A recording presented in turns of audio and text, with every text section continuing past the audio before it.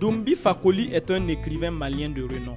Initié des religions traditionnelles africaines, il est convaincu que la renaissance africaine nécessite l'abandon des religions révélées par le peuple négro-africain et leur retour à la spiritualité africaine. Pour cet auteur d'une trentaine d'œuvres littéraires, reconnu pour ses convictions panafricanistes, les crises qui secouent l'Afrique ont une origine commune, la spiritualité douteuse des Africains. Dans cet entretien, Doumbi Fakoli revient sur la difficile situation sociopolitique, économique et religieuse du continent. Pour lui, l'extrémisme violent en Afrique au sud du Sahara nécessite une réponse endogène qui passe par les religions traditionnelles africaines.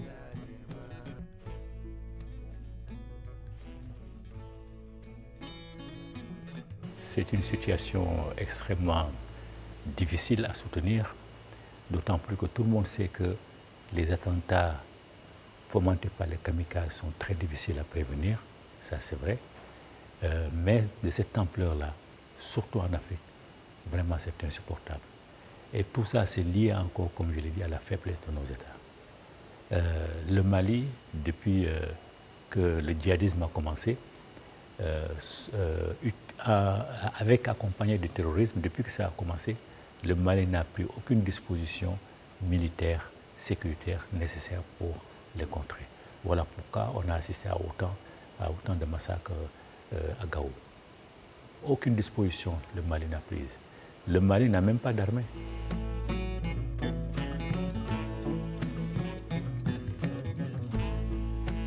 Le mot religion est un mot creux, c'est un mot inventé par les Romains quand ils ont commencé à dominer le monde. C'est un mot récent. Avant qu'il ne soit inventé, il existe d'autres réalités et ces réalités-là, on les appelle traditions. La tradition est antérieure à la religion. Et dans ces traditions africaines, jamais il y a eu de guerre de tradition. Parce que dans toutes les traditions africaines, un peu comme le christianisme d'ailleurs, Jésus c'est le point focal, Jésus c'est l'épine dorsale. Chez les musulmans, Mahomet est l'épine dorsale. Chez nous, il y a une épine dorsale, c'est-à-dire il y a des fondamentaux communs. La croyance en les ancêtres, l'androgénie de Dieu. Dieu étant à la fois partielle et totalité de tout ce qui existe. C'est-à-dire Dieu est dans l'être humain, dans les animaux, dans les minéraux, partout. Donc quand tu sais que toi, même un animal, il est aussi Dieu que toi, tu le respectes. Voilà pourquoi des guerres de religion, ça ne pouvait pas exister chez nous. Ça n'a jamais existé. Je ne dis pas qu'il n'y a pas eu de conflit entre États, entre pays. Bon, ça existe effectivement, mais ce n'est jamais au nom de la religion. D'ailleurs, dans l'ancien temps, quand un pays réussissait dans sa guerre à dominer notre pays, l'une des premières choses que faisait le roi ou les chefs de guerre, c'était d'aller dans les temples du pays qu'ils ont soumis pour aller faire des offrandes, ou pour aller faire en tout cas certaines choses, peut-être demander pardon, je ne sais pas, mais c'est ce qu'ils faisaient. Donc la guerre de religion comme ça, la guerre des traditions, ça n'a jamais existé en Afrique.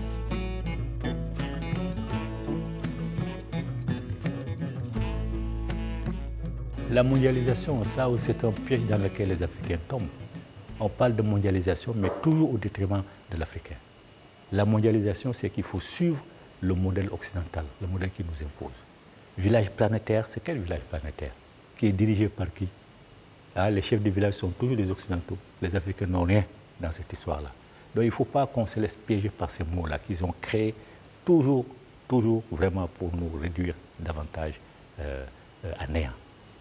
Donc ça n'existe pas, sa mondialisation, village planétaire, tout ça, c'est des mots creux qui sont inventés pour nous induire en erreur. Un Africain authentique, c'est un Africain qui se ressource, qui sait ce que faisaient ses ancêtres avant. Si vous ne savez pas, vous ne connaissez pas votre passé, mais vous n'êtes pas un Africain. Si vous ne savez pas ce que vos ancêtres faisaient, vous n'êtes pas un Africain. 90% des ancêtres des Africains, vous les interrogez, ils ne savent même pas que les ancêtres priaient. Ils ne savent même pas que les ancêtres ont été les premiers à avoir créé une religion, ont été les premiers à avoir découvert Dieu. Ils ne savent pas. Donc ils suivent ce qu'on leur dit et ils appliquent ce qu'on leur dit. Et donc ils rejettent effectivement leur propre origine. Et on ne peut pas s'en sortir quand on rejette ses propres origines. On ne peut pas se réaliser dans la peau d'autrui. Un Africain ne sera jamais un Français. Il ne sera jamais un Arabe. Jamais. Donc il faut qu'il soit lui-même. C'est ça être un Africain authentique. Être toi-même, savoir ce que tes ancêtres faisaient et essayer de suivre la route. Si on fait ça, en moins d'un quart de siècle, on s'en sortira. Notre jeunesse sera une jeunesse forte, à l'égal des autres jeunesses. des autres pays du monde.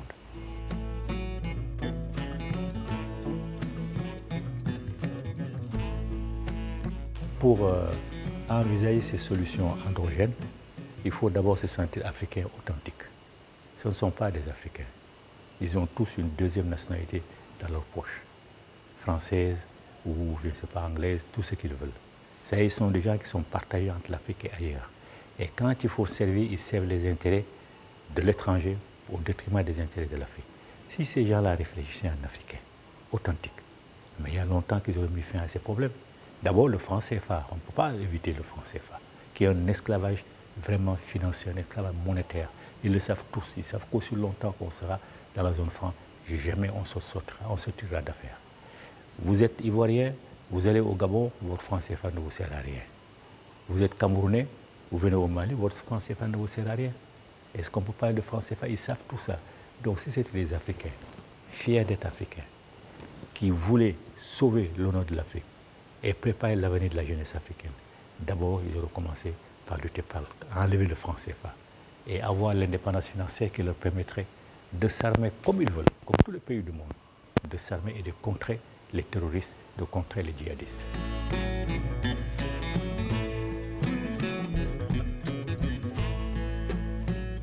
S'ils vraiment recouraient à la religion traditionnelle africaine, à nos valeurs traditionnelles, le problème serait résolu. Là, ils appellent les chrétiens, ils appellent les musulmans tout le temps. Ce sont eux seulement, et puis ils les appellent à faire des prières pour que ça cesse. Mais la situation empire. Ils prient, mais la situation empire. Donc ça veut dire que ce n'est pas la bonne voie. Il faut trouver une autre voie. Et l'autre voie, c'est quoi? C'est solliciter les Africains pour leur demander, mais dans ce genre de situation, qu'est-ce qu'on fait? Et ils vont donner leur solution. Et ils vont dire, vous demandez à Dieu, mais Dieu s'en fout. Dieu s'en fout, lui. S'il ne s'en foutait pas, on n'en serait pas là ici, on n'en serait pas là. Et puis dire pourquoi Dieu va aider les Africains à sortir de ces situations puisqu'il les a maudits. On va le dire, c'est la vérité d'abord. Dieu s'en fout, il faut trouver une autre solution. La solution, soit ces gens-là se considèrent comme d'authentiques Africains aussi, ils viennent, on discute, mais soit ils s'obstinent dans leur croyance en leur supériorité raciale, et là on règle le problème autrement. Régler le problème autrement, c'est quoi? C'est pas la voie occulte. On règle le problème par la voie occulte. C'est tout. On fait mobiliser tous les esprits qu'on peut faire mobiliser, tous les djinns qu'on peut faire mobiliser, on règle le problème. C'est fini. C'est comme ça que les Africains ont réglé le problème. Quand il y a certaines situations qui se posent, les gens refusent le dialogue, mais ce n'est pas la métaphysique qu'on le règle. Ce n'est pas la métaphysique qu'on le règle. Par exemple, les djihadistes, là, même les chasseurs peuvent le faire. On mobilise, disons, un contingent de chasseurs, 7, 10. Chaque nuit, ils apparaissent, personne ne sait d'où ils viennent, ils apparaissent dans le camp de ces terroristes-là, ils en éliminent 4, 5, 6, 7, 10, ils s'en vont. Le lendemain, ils reviennent encore, ils vont arrêter. C'est comme ça que les Africains vont régler le problème. Dialogue, parce qu'il faut le dialogue tout le temps. Mais si le dialogue ne passe pas, il faut trouver une autre solution. Et l'autre solution, c'est ça. La métaphysique.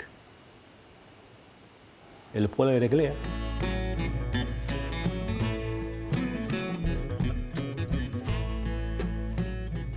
Je suis très optimiste parce que je sais que la situation ne peut pas empirer. La situation de l'Afrique ne peut pas empirer. L'Afrique ne peut pas tomber plus bas. Et je suis confiant parce que je vois que les jeunes se posent des questions maintenant au niveau de la religion. Et c'est surtout sur la religion qu'il faut se poser des questions, parce que c'est ça l'essentiel. C'est la religion qui fonde la personnalité de l'individu. Enfin, la religion, parce qu'on parle de religion, mais plutôt tradition. C'est la tradition qui fonde la personnalité de l'individu. Vous savez, toute civilisation a deux aspects. L'aspect spirituel impalpable et l'aspect matériel palpable. L'aspect spirituel impalpable, c'est l'ensemble des valeurs morales, des valeurs culturelles qui fondent la personnalité de l'individu. À partir de ces valeurs-là, la personnalité de l'individu va créer ses valeurs matérielles, c'est-à-dire scientifiques et techniques. Donc, un peuple qui a son raisonnement propre va créer des conditions matérielles et techniques qui sont différentes de celles des autres. Droit Libre TV, la web télé 100% droits humains, 100% liberté d'expression.